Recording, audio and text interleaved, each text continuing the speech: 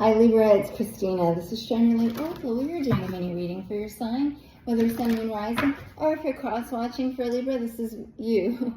This Queen of Swords, not gender specific. Oh! And there's someone here for you, King of Swords. Again, not gender specific, but two people are made for each other. But two people who are possibly not in the same place at the same time. Not in the same place together at this time. Okay, anyway, this is it's a spiritual marriage. Hierophant. Ooh, yeah, there's possibly separation. They're the wolf to your dog, or you're the dog to their wolf.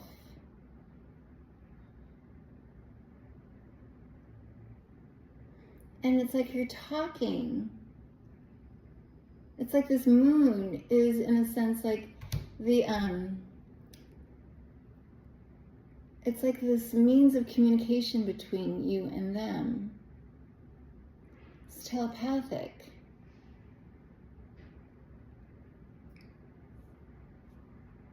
You can still feel them, even if you can't see them. Even aroused by them, even if they're not around. I get that with the octopus. Tentacles. But you're undergoing a high-level education right now. Okay. Sorry, I don't know where I was, but if you wish to book a personal reading with me, please DM me here. Email me at shineyourlightoracle@gmail.com or visit my website, shineyourlightoracle.com. This is a timeless reading, but likely charged with the energy of Cancer season, as well as the pre-shadow period of Mercury retrograde. So yeah, this person is on your mind. This is my card of like the Woody Woodpecker on the brain. Get off me, get out of here.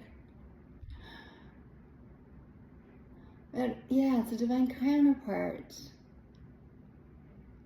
It's like you can see them even with your eyes closed. You can hear them, even if they're not around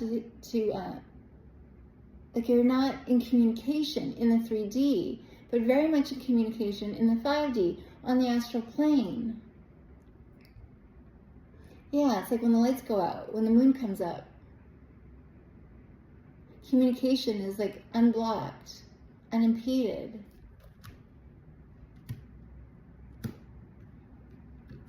As though you were the only two awake while everyone's asleep. Continuing. Please, for Libra, please.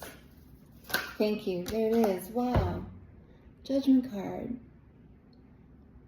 So, speaking of calling, this is a higher calling.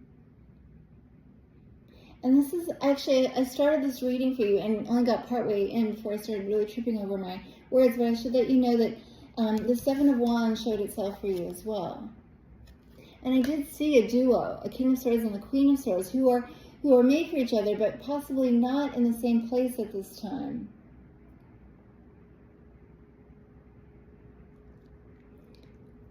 Anyway, what this is about for you at this time is about fighting for, with conviction, what you feel is your higher calling. Yes, as it pertains to this counterpart, but also in terms of your purpose, your soul's purpose. And the reward for you, at least one of them, in this retrograde pre-shadow period, into retrograde season, Mercury retrograde that is the reclamation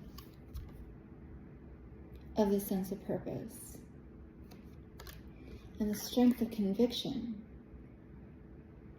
It might have been that this conviction had waned for a while. Maybe conviction when it comes to the relationship or this connection, but also in terms of your purpose. It might have waned for a while. But Mercury retrograde, pre-shadow period, and full on, is allowing you to reclaim this calling. Reclaim this conviction. And it's the conviction that is driven by love, this purpose that is driven by love.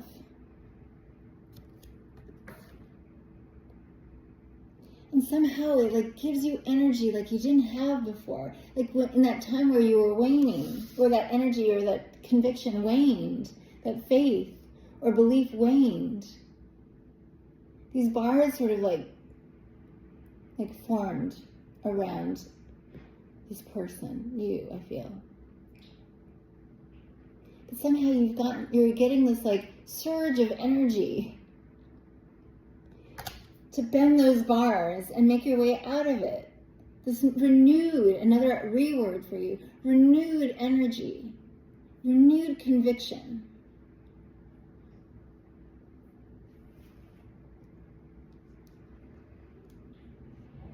And maybe there had been conflict in general between you and others, but possibly you and that counterpart that we saw.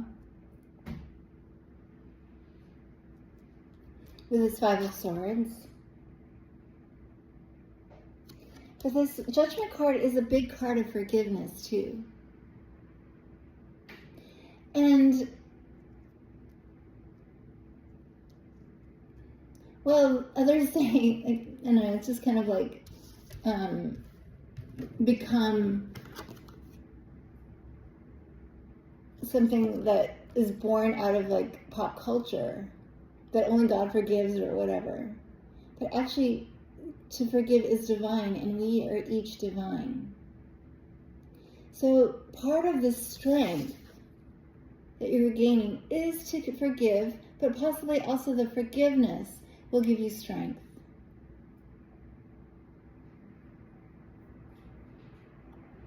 There's another reword for you, the reclamation of your divinity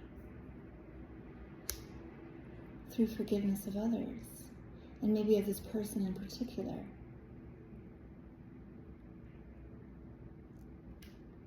Yeah, it looks as though you had been embattled, you and this person.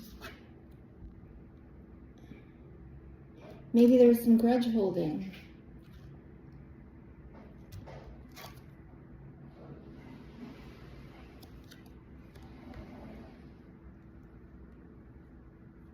Continuing. But the love persisted. It's indelible. It's written on the tablet of your heart.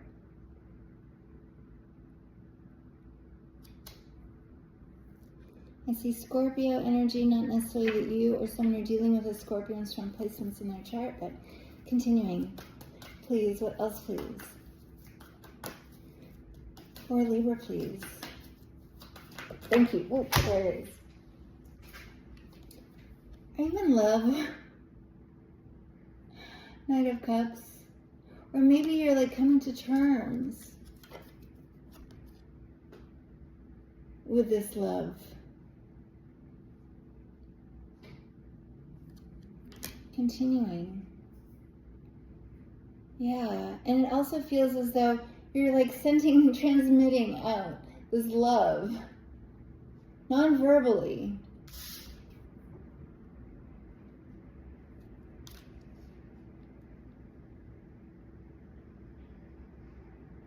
The telepathy also might come through in music. You to them and them to you.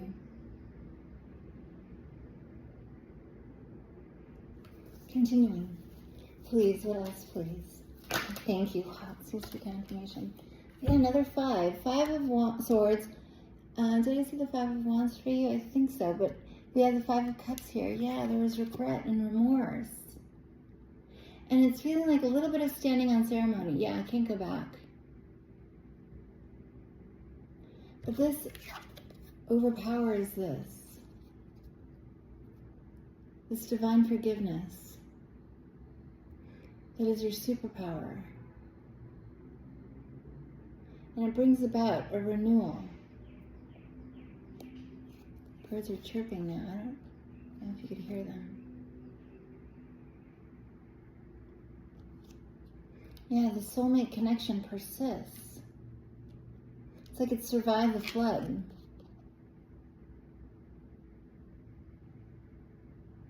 Or will survive the flood, wherever this is on your timeline. And we have a star here. This is all destined. But this is like the star after the tower, after the eruption. After the stormy skies, I can see the star again. There were overcast skies in the day and into the night, but then when the sky cleared, after the storms, the star is still there. And I do get Hierophant energy with this Taj Mahal. This was all destined. Even this conflict, even this flood.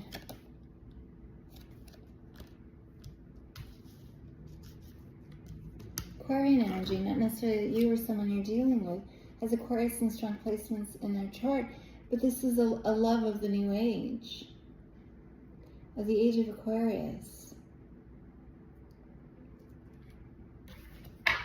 Continuing, please, what else please? Please for Libra, please. Thank you. Ten of Swords. Kind of like the Two of Swords for me right now. It's like, but I can't. There's no way. It's done. They drove me crazy. I drove them crazy.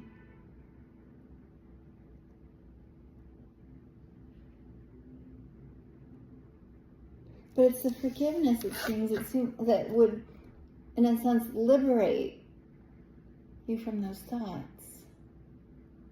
And to forgive, you don't ever even have to do it face to face, especially when it comes to this person that you're telepathically connected to.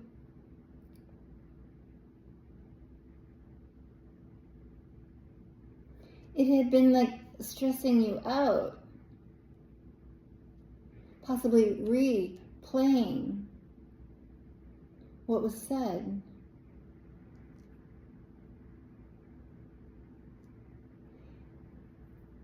You've been replaying what was said. And that's why it was hard to forgive.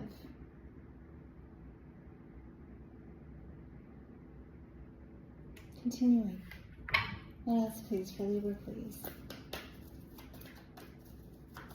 Anything else, please, for Libra, please? Thank you for watching today. Thank you. Wow, there's the Ace of Cups again. I saw this in the shuffle for you the first time before I turned on the camera. So yeah, on one hand, just let those feelings flow. Even if you can't tell them directly to their face, let those feelings flow. Give them life, give them free, wide open scope, and see where it leads you. At the bottom of the deck, Ace of Cups, this is like your heart opening up also, bravely.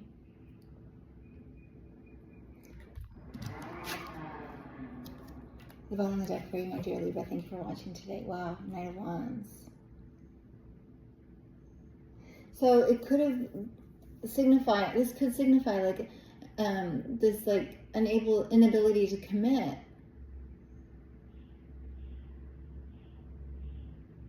But it's also an opportunity to be brave. You're presented with an opportunity to be brave, that Ring of Fire. And it's meant for you. Not meant for you to shy away from. I hope this resonates. It also could be regarding, it's feeling very like, in terms of a soul, like romantic connection, soulmate romantic connection. But it also could be about, it seems to be twinning, or sort of like mirroring something in terms of your pursuit of your higher calling. I hope this resonates in some way, my dear Libra. Thank you for watching. I send lots of love. Bye for now.